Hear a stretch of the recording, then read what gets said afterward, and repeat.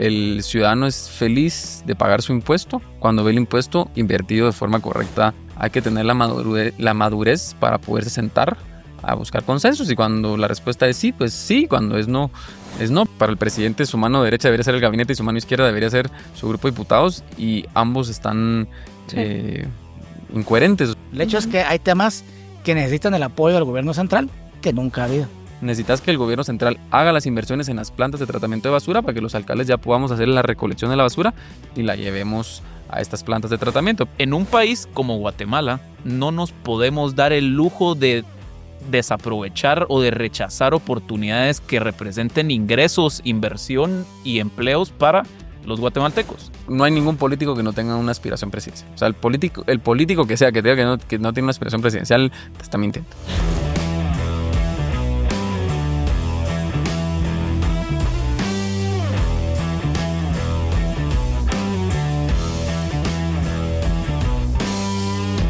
Presentado por Cruz Verde. Buenas tardes, bienvenidos a un nuevo episodio de Republicast. Estamos aquí con el señor alcalde de Santa Catarina Pinula y presidente de la ANAM, Sebastián Ciero, Maite Rayo y Richie González de Casa, y su servidor Alejandro Palmieri.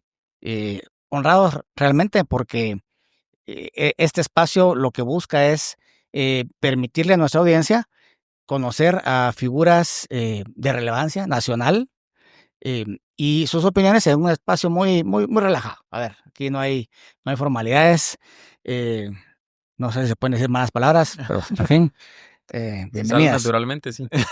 Son espontáneas, me parece. Pues, a ver, figura conocida, pero tal vez para beneficio de los que no. Sebastián Ciero, segundo periodo en la alcaldía, presidente de la ANAM. ¿Dónde nace ese espíritu, esa gana de participar en el servicio público, lanzarse a un puesto de elección popular? Nace digamos que en el fervor nacional que hubo en el 2015. O sea, mi abuelo había participado antes en política, fue diputado varios años, fundó un partido, fue candidato a la presidencia. Entonces, digamos que desde niño siempre me había llamado la atención la política, pero cuando se dan todos los relajos que se dieron en el 2015, yo digamos que desde niño había sido bastante independiente. Yo para el 2015 tenía 25 años y ya tenía 3 empresas mías de mi lado, y ahí tomé la decisión de involucrarme en política. Habían muchas amistades familiares que tenían algún tipo de involucramiento en la participación pública, y entonces siempre me habían estado invitando, y ahí tomé la decisión. Participé en las elecciones del 2015 y quedé electo como concejal, y fui 4 años concejal de oposición en la municipalidad de Santa Catarina Pinula, pensando en prepararme para en la siguiente elección ser candidato a alcalde, y por eso en el 2019 participó de alcalde y quedó electo, y a partir del 2020 hasta la fecha he sido el alcalde de Santa Catarina Pinula. Y digamos, ¿nunca te interesó, por ejemplo, cuando empezaste, digamos, te llegó la vocación del servicio público, no pensaste, digamos, en ser diputado o cosas por el estilo? Digamos, ¿por qué específicamente la municipalidad? Yo inicialmente sabía que me quería involucrar en política, pero no sabía en qué. Y cabal, para serte sincero, lo primero que pensé fue en el Parlacén. Dije, vamos a empezar por algo que no llame mucho la atención y más tranquilo.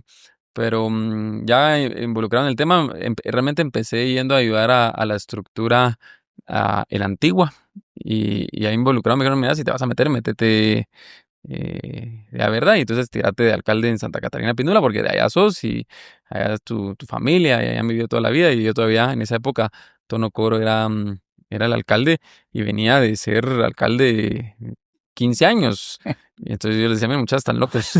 Era como querer sacar a Álvaro Arzú de la...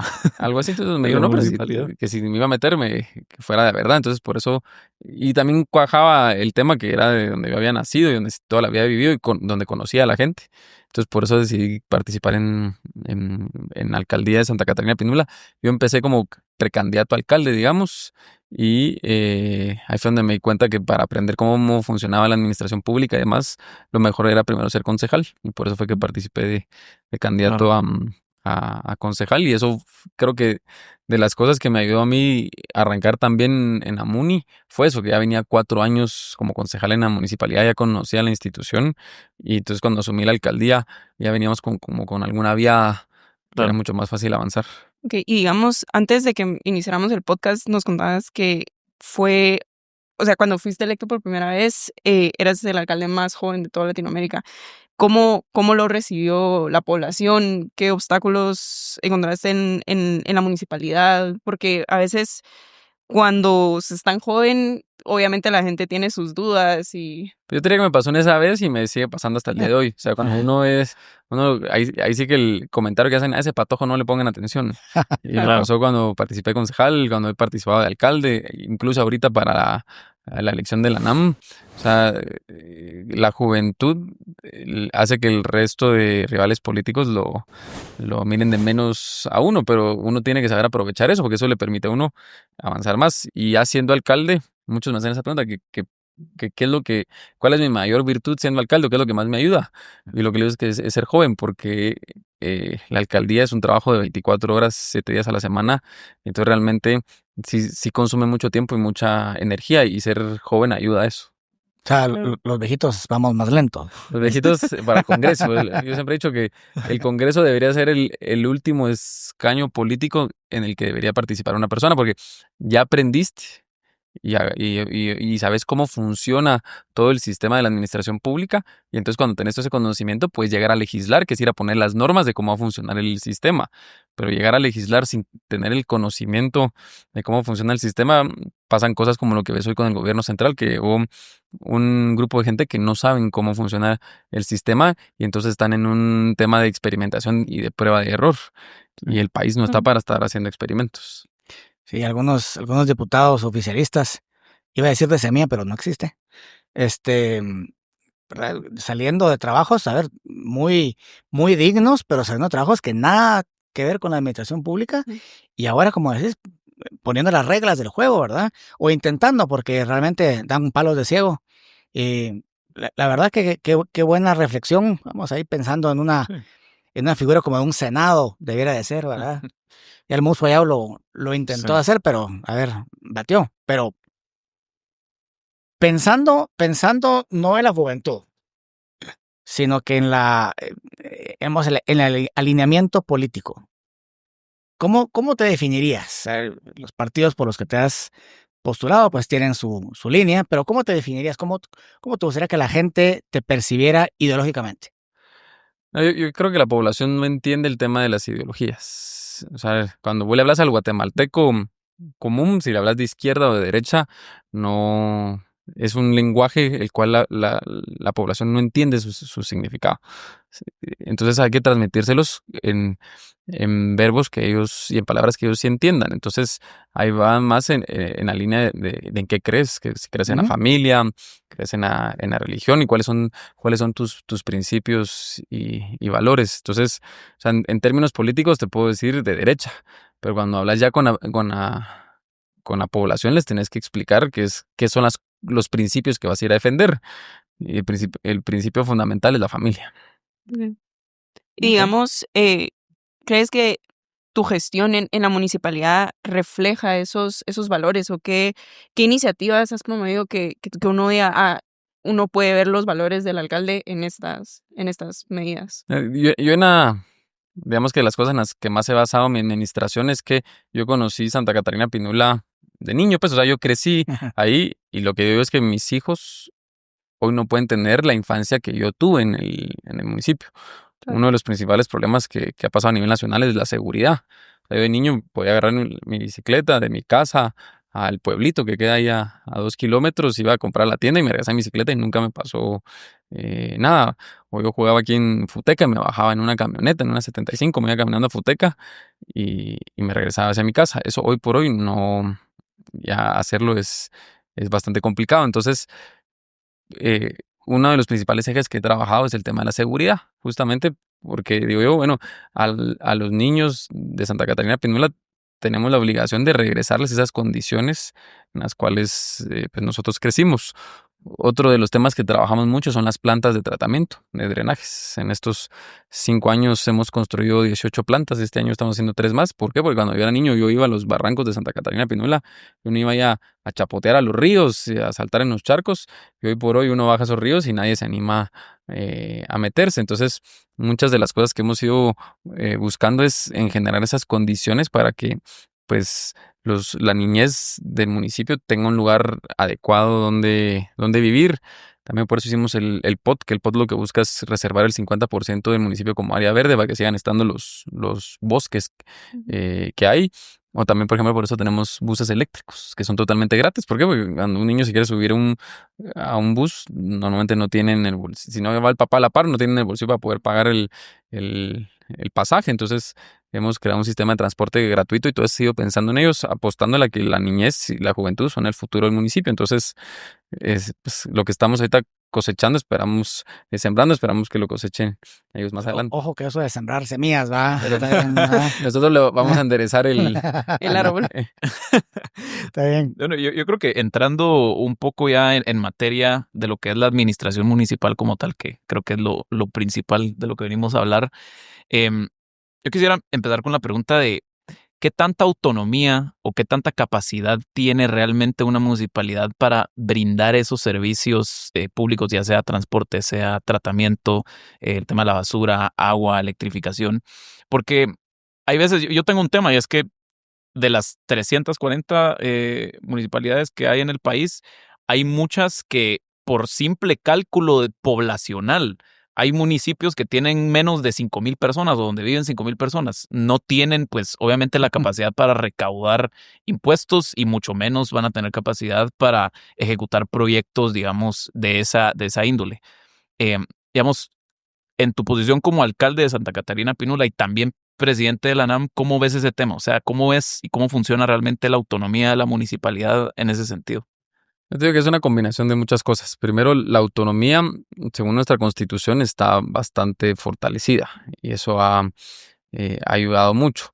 Más funciona también que por eso es que vos ves en la línea del tiempo que existen constantes ataques tanto del Ejecutivo y del Legislativo para tratar de afectar la autonomía municipal, y por eso es que ves que los diferentes alcaldes en todo momento van llegando a la CC a defender el tema. ¿Pero por qué?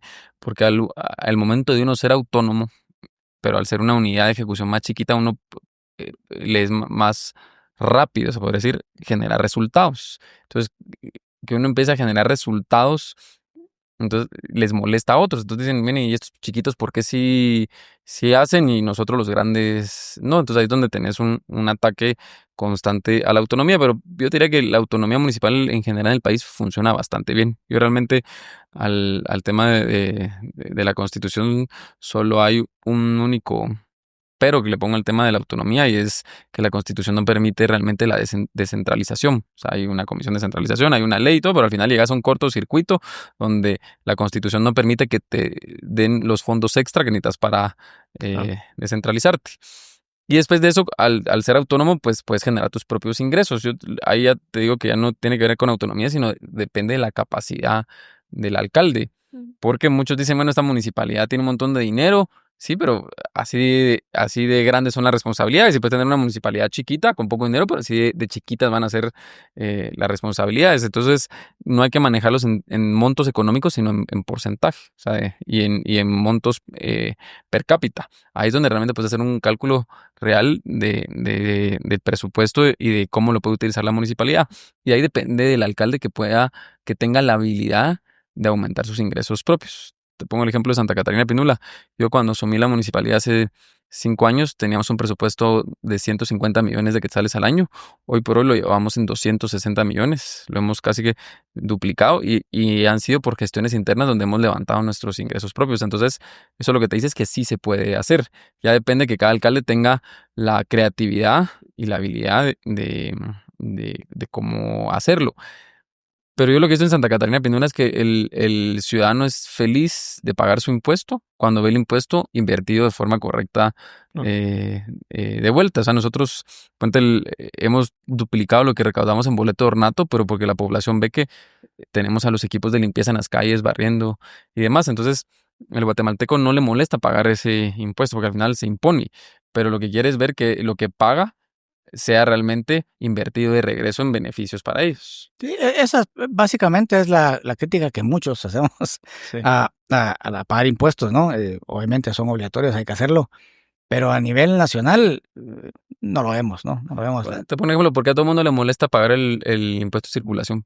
Porque las carreteras están destruidas. ¿Sí? Si las carreteras estuvieran nítidas, con gusto pagas el impuesto de circulación. Bueno, no digamos con gusto, pero digamos que no refunfuñas Con menos tanto. discusión. Bueno, otro que molesta bastante pagar y se esconde bastante, y lo menciono porque recuerdo que hace un par de años tal vez estaba la intención de hacer algo al respecto, es el del IDP, el impuesto a la gasolina, que ese impuesto se supone Es directo. que el impuesto que Directo. pagamos es directo también para mantenimiento de infraestructura vial, y no solo la gasolina está carísima, sino que encima de todo el dinero que se recauda a través de ese impuesto definitivamente no se está usando porque las carreteras están en muy mal estado. Pero sí, yo creo que la mayoría de ciudadanos, yo creo que es una cualidad de un ciudadano responsable, pues pagar sus impuestos.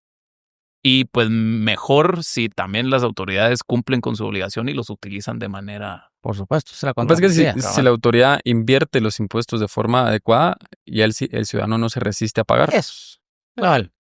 También. Hablando de aumentar los ingresos municipales, la tasa de alumbrado público. A ver, ese es un asunto que tiene que resolverse más pronto que tarde. A ver, desde la NAM, por ejemplo, ¿cómo empiezan a abordarlo? ¿Cómo han avanzado? Yo creo que el modelo de la tasa de alumbrado público funciona correctamente en términos generales. Ujú. Lo que pasa es que ya cuando se entra a la discusión de fondos, sí hay algunos municipios donde se les ha pasado la mano. Ahorita el problema es que por quererle poner alto a 2 o 3 vas a parar afectando a los otros 330, ponete. O sea, realmente casos en donde la tasa de alumbrado público se ha mal utilizado son pocos.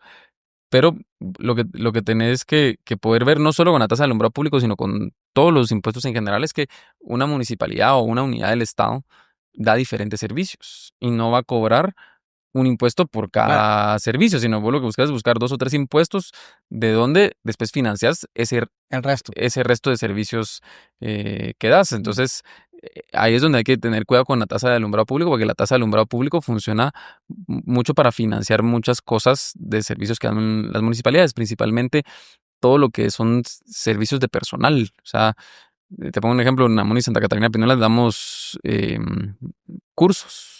Tenemos más de 40 cursos que se le dan a la población, karate, fútbol, básquetbol y demás.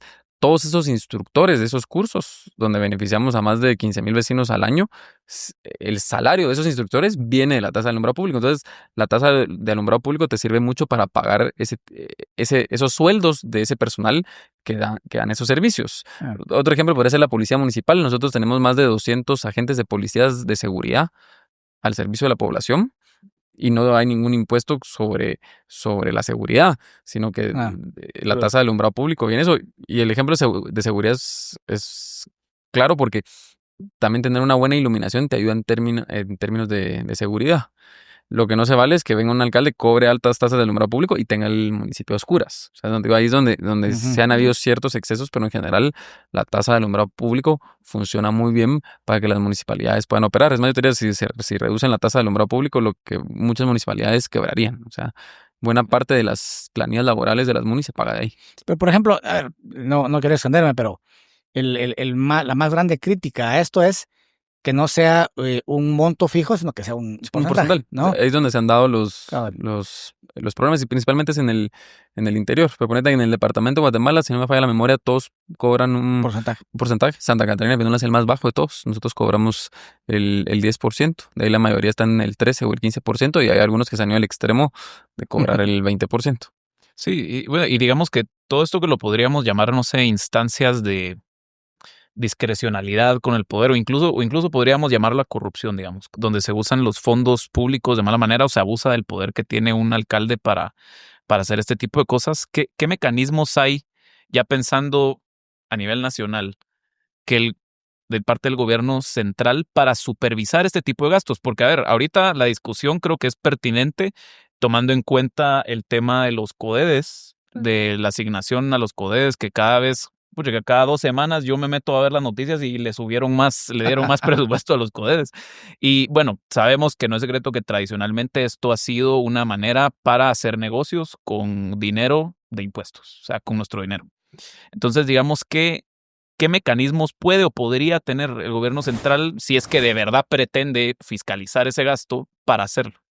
Lo que pasa es que no es el gobierno central, porque el gobierno central es parte de todo ese sistema que decís. O sea, vos no podés armar nada de lo que estás diciendo de las cosas raras que hacen con los CODES y en el Congreso si no tenés al Ministerio de Finanzas subido en la ecuación. O sea, eso nace del Ministerio de Finanzas. El Ministerio de Finanzas es el que te dice cuánto dinero puede disponer del presupuesto de la nación para eso. O sea, ¿quién va a vigilar que esos fondos se usen de forma correcta o no? No es el gobierno central, es la Contraloría. La Contraloría tiene que ir a auditar eso y demás.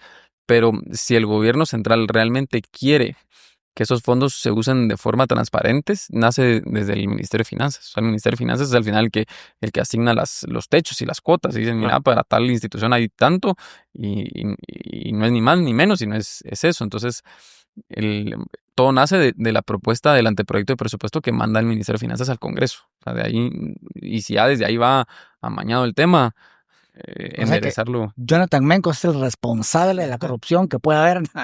Yo no diría si es el responsable, pero de que es parte de las cosas que pasan en el Congreso, es parte de las cosas que pasan en el Congreso. Sí, Vos no porque- puedes hacer lo que han hecho con el presupuesto y con la ampliación presupuestaria si no tenés al Ministerio de Finanzas Alineado. alineado. Sí, Y porque digamos- al final el Ministerio de Finanzas es el que tiene la billetera, digamos. O sea, de ahí sale todo lo que pueda salir y lo que pase, pues no sé, pero de ahí sale. Es Y que- digamos, en ANAM no han pensado en mecanismos que sea una plataforma de control cruzado entre los propios alcaldes para que responsabilicen el gasto de cada uno, porque al final es donde están reunidos todos. No, realmente en donde nos hemos enfocado en ANAM, y es lo que estamos luchando ahorita en la Corte, es de que el Ministerio de Finanzas nos traslade los fondos que constitucionalmente nos corresponden, Para porque empezar. otra de las juegos perversos que hace el Ministerio de Finanzas es que juega con los números entre un tema son tecnicismos entre ingresos ordinarios y ingresos extraordinarios para mantener mayor cantidad de fondos para el Ejecutivo y entonces tener un bolso más grande para hacer toda la repartición que comentábamos y destinarle menos fondos a las municipalidades. Y al final, la única forma de que digamos que los proyectos y el desarrollo llegue rápido a las comunidades es a través de las municipalidades. ¿Por qué? Porque el Ejecutivo tiene 4 o 5 unidades ejecutoras. Las municipalidades son 340 unidades ejecutoras que lo pueden hacer de una forma más rápida y lo atomizás. A la hora de atomizarlos, pues reducir los riesgos con los problemas de corrupción y demás. Por ejemplo, el tema de carreteras, vas a caer a Caminos o a Covial en el gobierno central. No que si se lo das a las munis, tenés 340 municipalidades que van a cada quien a velar porque sus carreteras funcionen dentro de su municipio. Totalmente. Hablamos también fuera de cámaras de un mecanismo que yo recuerdo, ¿sabes? Por mi avanzada edad, recuerdo que funcionaba, haber centralizado, pensemos, sobre todo a esas personas que les fascina el diseño central de la economía, ¿no? El Infom. Y hablamos y el Infom es inoperante actualmente, precisamente porque distintos gobiernos, este no es el único, pero distintos gobiernos han decidido utilizar un mecanismo que les beneficia políticamente más, pero realmente lleva menos beneficio a la población. El Infome era la unidad ejecutora del Ejecutivo, valga la redundancia, para poderle llevar proyectos a las municipalidades. Ahorita que está de moda el tema de la basura o el tema de los drenajes, esa era una plataforma. Claro. O sea, el Infome fue diseñado y creado para eso. Entonces, ¿qué pasó? El Infome ha tenido 2 problemas. Primero, al Infome le asignan un capital inicial, que es su patrimonio, y funciona como un banco de segundo piso para municipalidades. Entonces, ¿qué es lo que se busca hacer con ese banco de segundo piso? Que a través de los intereses que genera el Infom en préstamos que da las municipalidades, pague su operación, pague sus salarios y toda su operación. Entonces, vos, volviendo al Infom, un banco de segundo piso, con la mano derecha pagas su operación y te queda libre la mano izquierda para recibir fondos del presupuesto general de la nación y poder hacer los proyectos que las municipalidades necesitan. ¿Qué fue lo que sucedió? Reformaron el código municipal. Eso fue cuando Ríos Montt era presidente del Congreso, si no estoy mal. ponen una condición que las municipalidades no se pueden endeudar por más de 4 años, ni siquiera es 4 años, por la cantidad de años que le quedan al mandato del alcalde. Entonces, en tramitar el préstamo como mínimo te lleva 6 meses. Entonces, a lo más que puedes aspirar a un crédito es a 3 años y medio si es que empezás desde el día 1. Entonces, eso hizo que la cantidad que el Infom genera en intereses disminuyera, causando que opere en pérdida. O sea, hoy por hoy lo que el Infom genera en intereses no alcanza para pagar la operación, y es una operación que realmente está sin un tema de fondo. Y le quitaron los fondos del presupuesto general de la nación para ejecutar obras. Entonces, la mano derecha le quitaste 2 dedos y a la mano izquierda se la amputaste completamente. Entonces, lo que tenés es una institución que está ahí moribunda. Y la única forma de resolverlo es que todo ese dinero que fue famoso en la ampliación presupuestaria del año pasado, los extraordinarios de este año, más la ampliación de este año, en lugar de irse a los CODERES y que se usan para compra de votos en el Congreso, se le asignan al Infom, y el Infom es el que, como representante del Ejecutivo, construya todas las obras que necesitan las municipalidades. Esa es una buena medida para eliminar los problemas de corrupción que hablábamos hace un rato, pero el gobierno cayó en el juego de ir a comprar votos al Congreso. Entonces, en lugar de ir a buscar consensos y de ponernos de acuerdo, es más fácil llegar con la chequera, repartir lo que el Ministerio de Finanzas dispuso y pasar así las aprobaciones, en lugar de buscar los consensos y conseguir que se aprueben los presupuestos por ser un tema consensuado de país. Totalmente. Nosotros lo hemos dicho y repetido N veces, tanto que se llenaron la boca los partidos de gobierno actual y resultó haciendo lo mismo. Lo mismo, exactamente. No está haciendo lo mismo, lo está llevando al siguiente extremo nivel. O sea, es solo para que se den una idea. A ver si no me meto en problemas por lo que le voy a decir, pero hace 2 gobiernos, lo que normalmente le daban a cada diputado para poder asignar en obras fue 2 millones de quetzales. En asignación. O sea, yo como diputado podía ir y miren, yo quiero construir una escuela en mi municipio, y el vale que le daban a él era de 2 millones. El gobierno pasado lo subió a 5 millones, y con tener los 5 millones casi quiebran el Estado. Este gobierno dieron 30 millones en el presupuesto y 10 millones en ampliación. Estás hablando de 40 millones por diputado. Entonces, lo que te digo, llevaron el sistema que tanto criticaron, lo exponenciaron a un tema donde realmente hay que dejar que transcurra el tiempo para que miremos lo que va a suceder, porque no van a tener la capacidad ni técnica para ejecutar eso, ni la capacidad financiera. Por eso es que estás viendo que están endeudando el país con la emisión de bonos y créditos. Y por eso es que el año pasado se aprobó una ampliación presupuestaria de 14,000 millones y hoy por hoy tenemos saldos de caja de 14,000 millones. ¿Qué es lo que te dice eso? No era necesario la ampliación presupuestaria. La forzaron para poder ir a comprar voluntades al Congreso. Y la verdad que es totalmente cierto que en el pasado siempre ha sido así. O sea, se sabe que, es más, el mismo presidente Arévalo dijo, el presupuesto es el aceite que lubrica la máquina de la corrupción o que lubrica la corrupción, algo así dijo. Y es totalmente cierto. Pero es que no era crítica, era afirmación, era plan de gobierno. Era plan de gobierno. No, y es que y va más allá del hecho de comprar. O sea, no solo se compra con eso voluntad de diputados dentro del Congreso, sino también ha sido tradicionalmente, lo hizo Sandra Torres y lo hizo Yamatei, una manera de comprar voluntades también de alcaldes que luego te sirven para fines electorales. O sea, y es la verdad, la razón por la que un partido como la UNE ha durado tanto tiempo en la política guatemalteca, y la razón también por la que el partido de Yamatei le fue tan bien en las presidenciales y en el Congreso en la última elección, es porque utilizaron el dinero del Estado para comprar voluntades a través de los CODEDES, y es exactamente lo mismo que está haciendo Semilla ahorita, aumentado.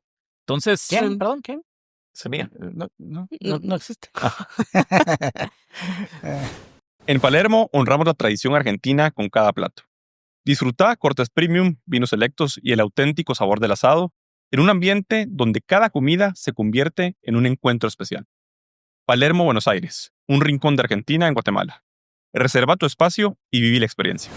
A mí me llama muchísimo la atención como este cambio que ha habido en el gobierno, ¿verdad? Que primero se presentaron como algo y hemos visto que es lo mismo de siempre. Pero digamos, cuando fueron las elecciones de la NAM, el presidente le dio el apoyo.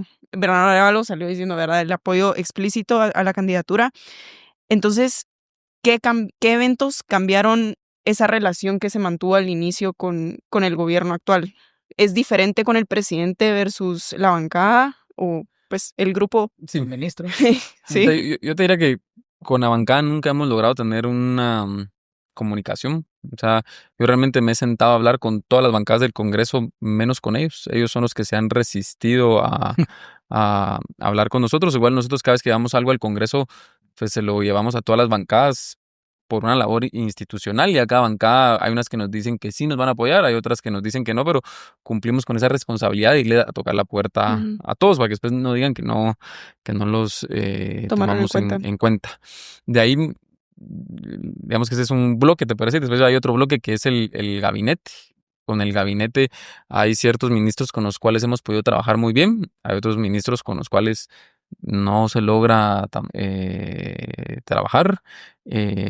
Y después con el presidente, pues yo desde el inicio tuve una buena relación. Es más, hoy por hoy sigo creyendo que es una buena persona. O sea, uno cuando habla con él es, o sea, es una conversación amena, y uno puede buscar consensos, pero digamos que por los rechazos o los problemas que generaban algunos ministros y la bancada, nosotros dejamos de tener comunicación de parte de ellos desde finales de mayo. O sea, yo la última vez que hablé con el presidente fue Wow. en una visita al Progreso en mayo del 2024. 2024.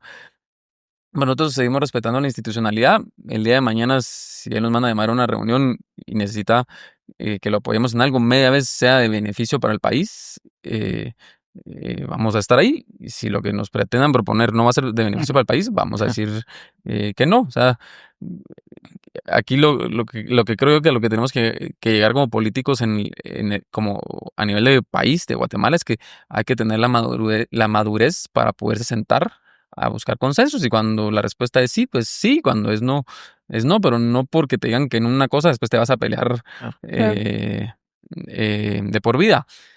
Si me preguntas cuál es el principal problema ahorita del Ejecutivo, para mí son dos. Es principalmente el gabinete. O sea, es inoperable, el país se está cayendo a pedazos, miren las carreteras.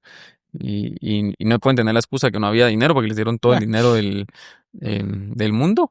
Y el otro es la bancada o el grupo de independientes, porque ellos mismos se contradicen de todo lo que hacen. O sea, salen diciendo una cosa y hacen lo contrario. Dicen que no va a haber corrupción y que en el Congreso no van a repartir dinero, y no solo Claro. salen a repartir dinero, sino lo reparten exponencialmente. Entonces, digamos que para el presidente su mano derecha debería ser el gabinete y su mano izquierda debería ser su grupo de diputados, y ambos están Sí. incoherentes, o sea, no generan resultados, y creo que meten al presidente en problemas innecesarios. O sea, ahorita la crisis que acaban de salir con el tema de que fueron a entregar un plato de comida donde solo iban 2 tortillas y un banano. O sea, uno no lleva a un presidente a llevarse un papelón como ese, porque él fue a pagar los platos rotos de algo De alguien más, que él no tenía nada que ver en eso. Entonces, esas cosas son las que pasan muy seguido, y por eso es que creo que el país está como está.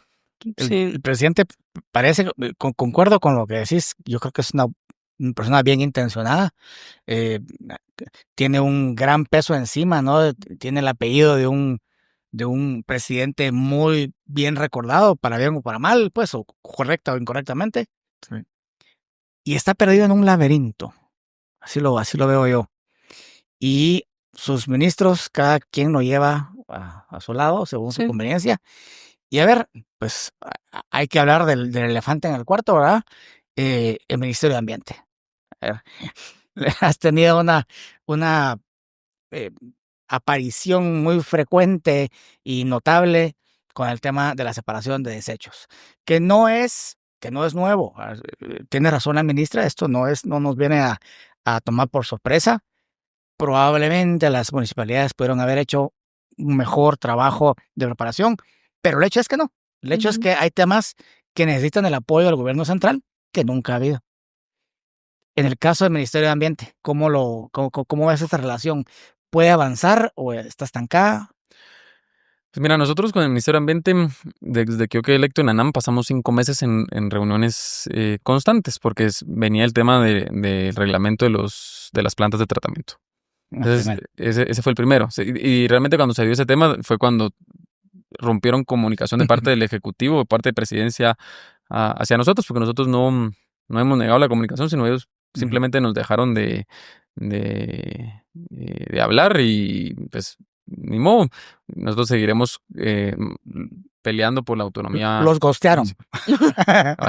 Entonces, nosotros pasamos en 5 meses en pláticas con el Ministerio de Ambiente. Hubieron pasamos por 2 ministras. Ahí se dio el cambio de ministra, pero nosotros desde el día número 1 pusimos sobre la mesa, miren, este reglamento no resuelve el problema. Nosotros como alcaldes queremos que se resuelva. Entonces, sentémonos y hagamos un consenso porque reconocemos de que hay que resolver el problema de las plantas de tratamiento. Pero si llega la fecha máxima, que es el 31 de mayo, vamos a tener que presentar una inconstitucionalidad. Y lo dijimos desde el día 1. O sea, tenemos 5 meses para resolverlo y si no, nosotros presentamos la inconstitucionalidad. Claro. Y en algún momento se enojaron que los estábamos amenazando o algo. Y dijimos, no estamos amenazando, estamos jugando el juego con nuestras cartas destapadas. O sea, sí, porque digamos, el problema real no lo ibas a solucionar en 5 meses. O sea, pero sí podías encontrar una forma de hacerlo. Entonces pasamos en diferentes pláticas y tratando de llegar a consensos durante esos 5 meses, pero no se logró. ¿Por qué? Porque te sentabas con las diferentes administraciones que eran en el ministerio a hablar una cosa y cuando salías de ahí hacían otra. Entonces el problema que entonces decís, bueno, se empieza a perder la confianza, porque si hace 2 días nos sentamos y acordamos algo, porque ahora salen públicamente diciendo lo contrario. En fin, para no hacerle larga la historia, después de 5 meses de pláticas, llegamos a un acuerdo. Quedamos que antes del 31 de mayo ellos iban a presentarnos una nueva propuesta de reglamento. Nosotros les fuimos a explicar todos los problemas que tenía ese reglamento, que no es que los alcaldes no quisieran, sino en cada departamento tenés diferentes retos que tenés que resolver. Les voy a poner un ejemplo sencillo. Escuintla. Más del 50% del departamento de Escuintla, no el municipio, el departamento de Escuintla, es jurisdicción de OCRET. Una municipalidad no puede invertir fondos como construir una planta de tratamientos en terrenos que no sean municipales. Entonces, en todo Escuintla no puedes construir las plantas de tratamiento porque querrás o no querrás, sino porque la tierra es de OCRET. Entonces, mientras que no se resuelve el problema de que OCRET te dé las autorizaciones, el alcalde podrá tener el dinero, podrá tener las ganas, podrá tener los permisos, pero si no tiene la tierra, o sea, si el alcalde construyera se va al bote. Se va al bote. Te pongo otro soberana en su territorio. Te pongo ejemplo de otro tema que ahorita está de moda, el Motagua. Cada vez que ha habido una inundación por el Mitchell, Stan, Ágata y demás tormentas y huracanes, Conred todas las áreas de inundación las declara zonas de alto riesgo. Entonces, vos cuando te vas a los 96 municipios que estamos en la cuenca del Motagua, donde tenés que construir estas plantas de tratamiento son a la orilla de los ríos, que es donde se ha inundado. Entonces, Conred, vos llevas el expediente y de entrada te dice no porque es zona de alto riesgo. Entonces, hay que lograr que Conred entienda, miren, en una planta de tratamiento de desechos sólidos no va a vivir nadie. Entonces, puede ser zona de alto riesgo, pero si se inunda no va a causar pérdidas humanas. Se va a inundar la planta y después cuando se baje la inundación ahí la planta va para abajo a hacer. Pero mientras que no resuelvas eso, el alcalde, aunque tenga el dinero y las ganas, no puede construir la planta. Entonces, ejemplos como este les puedo dar cientos de ellos porque cada departamento tiene su propia particularidad. Entonces, lo que nosotros les explicamos, el reglamento no atiende la realidad. Porque ¿cuál es la realidad? Para el primer año tenías que tener el estudio. Ese estudio se lleva como mínimo 6 meses para hacer. Los alcaldes, esos vencía en mayo, los alcaldes habían asumido en enero, tenés 250 alcaldes nuevos, en 5 meses no iban a tener ese estudio. Pero ese todavía digamos que se podía lograr. El segundo te pide que para el segundo año tengas 2 plantas de tratamiento construidas. Cada planta de tratamiento cuesta más o menos 20 millones de quetzales, que las munis no tienen la capacidad financiera, pero aunque consideran los fondos, una planta de tratamiento se construye en 18 meses como mínimo. Entonces, si se vence en un año y necesitas año y medio para construirlo, no lo puedo, o sea, los tiempos no dan, pero la tercera fecha de ese reglamento, que era la imposible, era que tenías que tener para el tercer año el 60% de todas tus plantas de tratamiento construidas. Entonces, tenés municipios, te pongo un ejemplo como Misco. Misco necesita más de 250 plantas de tratamiento. Te estás pidiendo que construya el 60% de esas 250 plantas en 3 años. Eso ni porque cerraran la municipalidad y la dedicaran exclusivamente a eso, lo logra tener. Y de ahí te vas y Misco, digamos que es un caso fácil, de ahí te vas a casos críticos en el interior donde hay municipalidades que ni porque cerraran la municipalidad 50 años consiguen los fondos para poder construir la primer planta de tratamiento. Entonces, ¿qué es lo que necesitas acá? Que ya que si el Ejecutivo está diciendo que quiere resolver el problema de los drenajes, que lo demuestren en el presupuesto. ¿Y cómo lo demuestran en el presupuesto?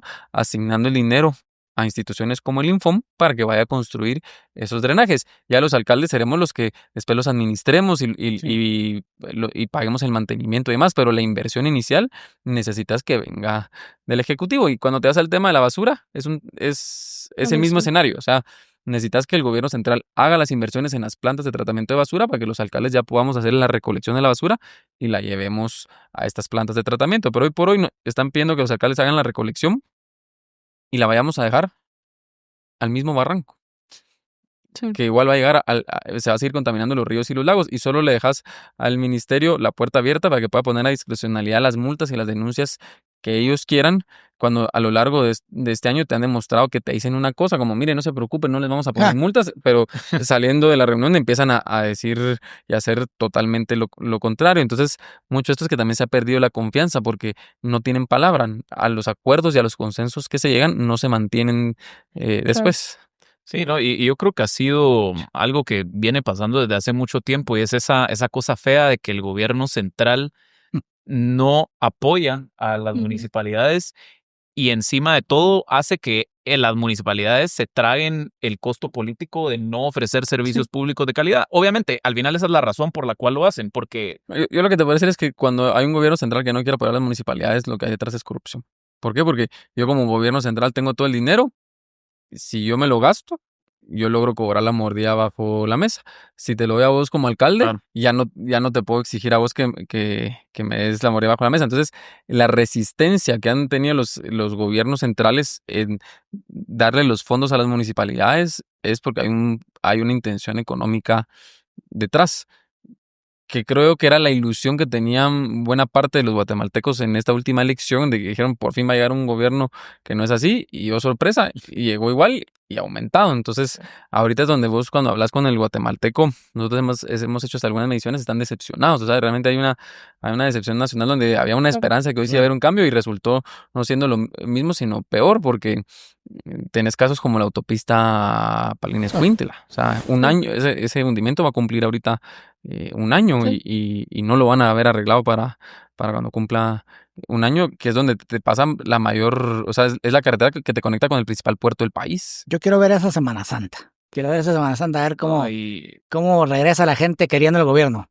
No, y es que, y la verdad que lo peor de todo es que no se ve nada esperanzador el panorama. Justamente hoy salió la noticia de que por un error de redacción en una licitación o algo por el estilo se bajaron 66. En 66 licitaciones. En 66 licitaciones y ya no va a haber concurso. Si algo que he aprendido en administración pública es que no hay expediente perfecto. O sea, vos cuando querés parar un expediente le buscas con lupa y más de alguna coma mal puesta le vas a encontrar. Esa solo fue la excusa pública que quisieron dar, pero yo te diría, el Ministerio de Comunicaciones debería estar ahorita levantando los eventos y tener los eventos para el invierno. Del verano, de Semana Santa, olvídate. O sea, las carreteras para Semana Santa van a estar destruidas y los eventos que debería estar levantando ahorita el Ministerio de Comunicaciones no es para que las carreteras estén bien para el invierno, sino para poder atender las emergencias que el invierno nos generen. Pero no ves a un Ministerio de Comunicaciones trabajando en levantar todos sus eventos y todo ese respaldo que necesitan para eso. Entonces, buena parte es de que la gente que está ahí es gente sin experiencia. O sea, no saben cómo funciona la administración. Pero yo también creo que este tipo de problemas que son al final compartidos con las municipalidades y el gobierno central, creo que tienen el alias perfecto, porque lo vimos con la crisis que tuvieron la semana pasada con el tema de los recolectores. Salen y responsabilizan a las municipalidades cuando claramente el problema es... Que ellos, no solo con este tema, ellos a nivel general quieren seguir jugando el papel de oposición. Entonces, de oposición es bien fácil solo voltear a ver a la par a quien le echan la culpa. problema es que ya no son oposición, ahorita están gobernando. Claro. O sea, con los diputados independientes, ellos, sus argumentos siguen siendo de oposición y no se dan cuenta que ellos representan ellos son el oficialismo puro, Sí. entonces ya no, esos argumentos ya no son Válidos. válidos. Les voy a poner un ejemplo de una de las cosas que de verdad llora sangre. Carretera de El Salvador. Carretera de El Salvador, el tráfico es realmente complicado. Por la carretera pasan el triple de carros, para lo cual la carretera está diseñada, y hay un hundimiento en el kilómetro 11.5. Ujú. Desde el gobierno pasado se iniciaron con las gestiones porque ese hundimiento hay que construir 2 puentes. Uno de los 2 puentes ya está terminado. Se terminó en diciembre del año pasado y vamos a febrero y el puente no lo abren. ¿Por qué? Porque quieren. O sea, el puente está terminado y no hay forma de ponerlo a funcionar porque lo quieren mantener cerrado. Es más, había fecha de inauguración del puente, me acuerdo, que viene el 18 de diciembre. Y 3 días antes del 18 de diciembre mandaron a decir, ya no Siempre sé, no. siempre no. Y desde entonces ahí está el puente totalmente terminado. Y nosotros hemos estado presionando para que lo abran y no. Al punto que ya les mandé a decir, miren, o lo abren ustedes o lo llevo a abrir yo a la fuerza. ¿No? Que me van a demandar penalmente, pues ahí nos entendemos en tribunales, pero no puede ser que 140,000 personas que transitan todos los días por Carretera de Salvador estén sufriendo un tráfico mayor al que deben de sufrir porque a un ejecutivo no se le ha dado la gana de abrir un puente que ya está terminado y funcionando y funcional desde hace 3 meses. Pero vamos a ver, no se le ha dado la gana, estoy de acuerdo. Seguramente es un puente antidemocrático. Algo así iba a decir. Eh, su falta de experiencia, incapacidad, los hizo ver el año pasado, por lo menos, creo que siguen muy, o sea, temerosos. Tienen miedo de todo, Sí. tienen miedo de firmar, tienen miedo de hacer. Y, a ver, tratando de pensar positivamente, ¿será eso? Porque no creo que sea maldad. ¿Qué puede ser? No, sí hay una combinación de todo. Lo que pasa es que el ejecutivo es tan grande que no lo puedes generalizar Sí. en todos. Pero hay gente que no quiere firmar, hay gente que lleva malas intenciones. O sea, a mí si me preguntas en el Ministerio de Desarrollo Social, para mí hay mala intención. O sea, tienen los fondos, tienen los programas sociales y no los dan, y mientras tanto tenés a la gente muriéndose de Y una hambre. intención Por político-electoral, eso, ¿va? esa es la mala intención que hay detrás. Entonces, los temas que estás diciendo no los puedes generalizar a nivel de todo el ejecutivo. O sea, hay cada caso. O sea, yo sí te decía, yo una de las esperanzas que tenía, digamos, que la luz al final del túnel era el 14 de enero. Yo dije, bueno, el 14 de enero el presidente sale, cambia al 95% del gabinete. O sea, si no era casi que al 100%, pero entonces era como que, bueno, perdí un año, pero ahora arrancamos otra vez con pie derecho y ojalá que ahora sí el país se levante. Y, oh sorpresa, no se cambia a nadie en el gabinete. Seguimos... Todo va bien, pues, parece. y seguimos igual. Entonces, pues, las carreteras siguen destruidas, los programas sociales del Ministerio de Desarrollo no llegan, los programas de fertilizante y demás en el Ministerio de Cultura, en el Ministerio de Agricultura no están funcionando. Así te puedo ir dando... Ponete, uno de los grandes temas de la ampliación presupuestaria era el tema de que iban a ampliar el proyecto del adulto mayor. Sí. Y se fue un montón de dinero para adulto mayor. No dieron un solo espacio nuevo para el programa de adulto mayor. Otra de las grandes cosas, que es lo que te digo, que el presidente es bien intencionado y lo engañan. Salen anunciando un proyecto, se me olvidó el nombre, de casas, que iban a dar casas. Mi primera vivienda. Mi primera vivienda. Le tenemos puesto el ojo. Iban a No dar, suena. creo que 3,000 casas. Engañan al presidente y lo llevan a entregar la primera casa. De ¿Cuántas? dos. ¿Cuántas casas han entregado después de 6 meses? 2. Sí. Cuando iban a entregar 3,000 casas y hay, creo que 500 millones de quetzales pagando intereses de un préstamo por ese proyecto. Y entonces ahí es donde no se vale, porque ese escenario de lo que viste del plato de la tortilla con el banano se ha dado varias veces. Sí. Se dio con esto de las casas, se da con las carreteras. Nunca se me olvida que el ministro de Energía y Minas nos salió explicando que el problema de la energía eléctrica en Petén se iba a Sí. resolver, que sí. ya estaba la subestación de Modesto Méndez y demás. Y el problema en Petén de energía eléctrica sigue igual y no están ni cerca de poderse resolver. Entonces, esas son de las cosas que no se valen. No, y es que yo la verdad que no termino también de entender si es mala intención o es incompetencia, pero digamos, yo creo que regresando, por ejemplo, al Ministerio de Ambiente es otro ejemplo. El Ministerio de Ambiente el día de hoy tiene proyectos de minería parados, tiene proyectos de construcción parados. Me imagino que en tu municipio probablemente habrá alguno que está con ese problema. en un país como Guatemala no nos podemos dar el lujo de desaprovechar o de rechazar oportunidades que representen ingresos, inversión y empleos para los guatemaltecos. Y yo veo que el Ministerio de Ambiente tiene toda la oportunidad y tiene la potestad de darle seguimiento, de hacer que estos proyectos se den, y no lo hace. O sea, yo creo que, yo por eso lo que veo a veces de este gobierno es de que están absolutamente abstraídos de la realidad. No comprenden la realidad, no piensan que están en Guatemala, piensan que gobiernan en Suecia, probablemente, y se Uruguay. ponen estándares de Suecia o Uruguay, pero estamos en Guatemala. Y yo creo que esa es una gran parte del problema. Definitivamente no conocen al país que están gobernando y eso Claro. es complicado. Sí, yo también veo, o sea, concuerdo con Richie de que viven en una realidad alterna y yo creo que cada vez que se les critica y se les saca a la luz estos problemas, volvemos a lo que hablábamos antes, buscan responsabilizar a alguien más. Pero digamos, más allá del gobierno central, ¿cómo es la gestión de otras municipalidades? Por ejemplo, también hablábamos del tema del tráfico. En la ciudad de Guatemala es un tema central de todos los días, que todos Sí. tenemos que vivirlo Sufrirlo. y sufrirlo también. ¿Cómo lo ves? ¿Ha sido una gestión acertada? ¿Qué problemas hay? ¿Cómo ha sido la relación con la ciudad de Guatemala? Yo diría que el problema del tráfico es un problema que hay que resolver a nivel de gobierno central. O sea, aquí como país hay que hacer la inversión en cierta infraestructura, no solo vial, me refiero a carreteras, sino también de transporte público y demás, y hasta que como país no hagamos eso, no se va a resolver el problema de tráfico. O sea, las MUNIs hacemos milagros con nuestro presupuesto para poder sacar la cantidad de PMT que sacamos a las calles para hacer un disuasivo, y eso que ustedes ven de los carriles reversibles y demás que se hace, Sí. es puro disuasivo que cada vez funciona menos. Lo que pasa es que hay que construir una infraestructura vial Vías. de primer nivel, y para eso necesitan esos fondos. Entonces, el choque que hay con el Ejecutivo es que yo les digo muchas, si no van a ayudar, no estorben. Pero les pongo un ejemplo de Santa Catarina Pinula. Yo en Santa Catarina Pinula tengo ya diseñado con estudio de factibilidad y demás un segundo nivel para Carretera Salvador. Va desde el Trébol de Vistahermosa hasta el paso del nivel de Fray Janes. Es con peaje, es inversión privada a través de una licitación municipal. Y tengo el proyecto ahí parado porque lleva un año en el Ministerio de Comunicaciones en caminos que no me dan el aval. Entonces, como la carretera es de jurisdicción nacional, necesito una autorización de caminos para poder yo levantar el focus. proyecto. Ujú. Entonces, ellos no lo hacen.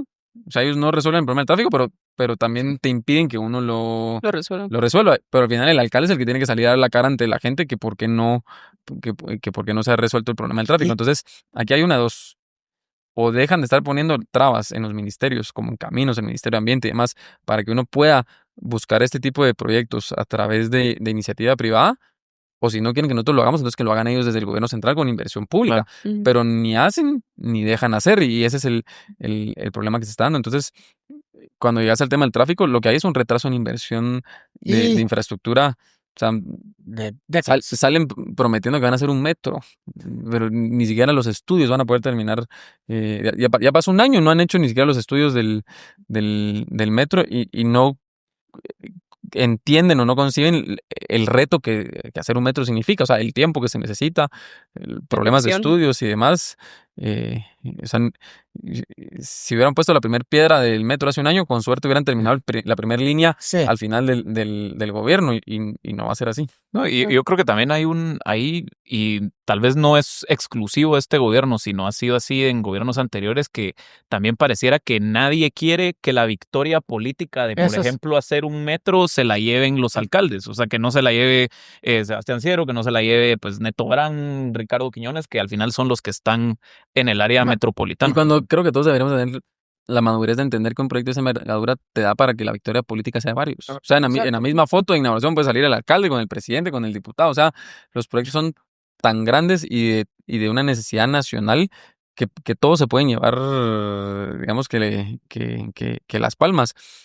Pero en lugar de eso, han entrado en un juego en el Ejecutivo de poner trabas y poner zancadillas. Lo que comentabas de las licencias ambientales, o sea, una licencia ambiental antes se tardaba 2 o 3 meses. Ahorita, si te tarda más de un año, si es que te salió, porque si no, no sale. Entonces tenés parada no solo la inversión privada, sino Claro. también tienes parado un montón de inversión pública. O sea, estos miles de millones que hubieron en la ampliación presupuestaria en los fondos extraordinarios del presupuesto no se van a ejecutar, no porque los alcaldes y los CODES no quieran, porque no van a conseguir los permisos de los ministerios. O sea, ahí es donde va a estar el primer Obstáculo. embudo. Entonces es donde ya empieza a decir uno, bueno, tal vez sí es con mala intención que no te dan los permisos, porque si no te dan los permisos, ese dinero se va a fondo común. ¿Y qué hace? El otro año tiene una chequera más grande para poder comprar voluntades en el Congreso.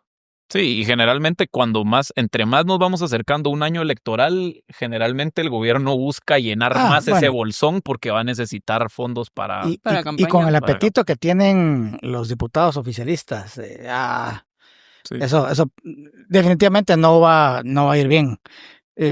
Chica, hay tantos temas que nos faltan por hablar, ¿verdad? Pero tal vez es el primero nada más de varias Sí. visitas. Vamos a tener que hacer varios. De mi parte, Pero el próximo les toca en Santa Catarina Pinula. está bien, está bien. Mover el No, set el va a timing. estar complicado, pero podemos tratar. En vivo. Siempre y cuando el tráfico nos permite dar a tiempo. A ver, de mi parte yo tendría 2 preguntas finales para el alcalde, fuera de la administración municipal. Una, Gloria Álvarez ya llegó a los 40 años, entonces ya se va a poder tirar para presidente. Aspiraciones presidenciales, esa es una. Y la otra, bueno, ¿cuándo hay pelea con Neto? O sea, Sí, a ver, esa es la pregunta esa es la pregunta importante. que todos queremos saber. No, mira, con esto tenemos una buena relación como colegas alcaldes. O sea, de verdad, pues aquel tiene un gran reto en Misco, como en Santa Catarina, y cada municipio tiene sus particularidades. Y con el tema de la presidencia, pues te digo que todavía no, o sea, no tengo la edad. O sea, Claro. estamos hablando que la próxima, y ese es un tema que la gente que le gusta la política y los que estamos metidos en política tienen que tener claro y no muchos los han visto.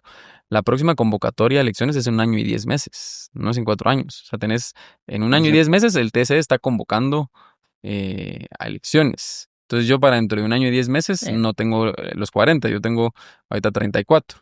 Entonces, para la siguiente, o sea, en 5 años y 10 meses, no es que estemos contando el tiempo. No es que Marcando en en el el calendario.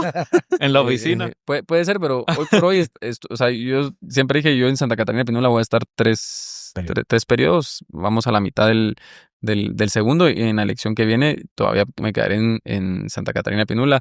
Muchos me han preguntado que si me interesa la Munihuate o que si me interesa el Congreso, y la respuesta es no. O sea, en Santa Catarina Pinula diseñamos un plan, un proyecto como municipio, y necesitamos 2 años como mínimo para terminarlo. Más estoy seguro que no lo va a lograr terminar, sino ya será el próximo alcalde el que Claro. le toque seguir, pero ya uno deja el municipio bien encaminado, y ya después dentro de 4 años, cuando falte otra vez 1 año y 10 meses para las elecciones, te podré decir si sí o no.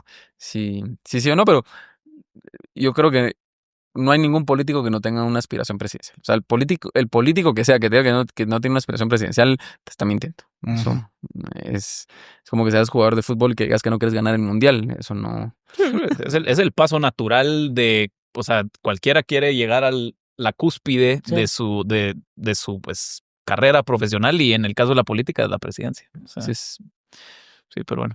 Bueno, Así que tendremos que esperar más años para ver la pelea presidencial entre Sebastián Siero y Neto Brand. Unos cuantos años más. bueno, yo me refería a otra. Neto ya tiene 40, así que ya. Sí, que se tiene Hay ahorita. ventaja. Yo me refería a otro tipo de pelea, así más como la de 3 quiebres. Pero, está bien.